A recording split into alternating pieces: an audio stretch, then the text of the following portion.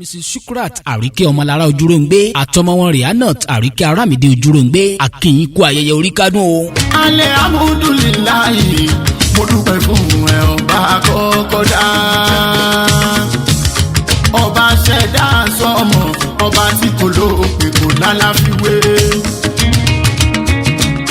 ara tó ń bẹ lọ́wọ́ rẹ̀ pọ̀ dákun wá fi mí tààrà ire.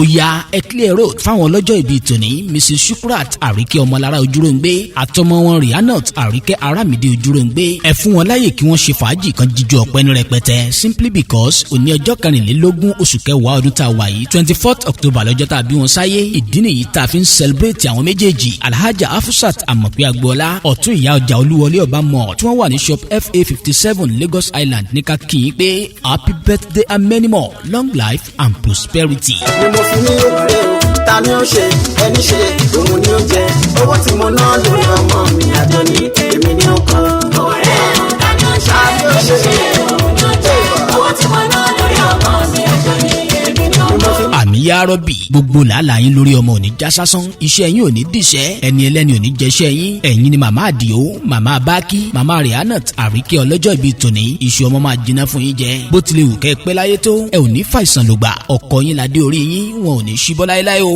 ẹ ò ní kú ẹ ò ní rùn kẹ́ ẹ dàgbà kẹ́ ẹ dògbó kẹ́ ẹ fa ìkú dẹ́gbẹ̀rà ìgbà ọdún tẹ̀yìn àtọmọ yín bá lò lókè pẹ̀ ọdún kan ló máa jẹ́ bisimilayi ta'ala amina ẹ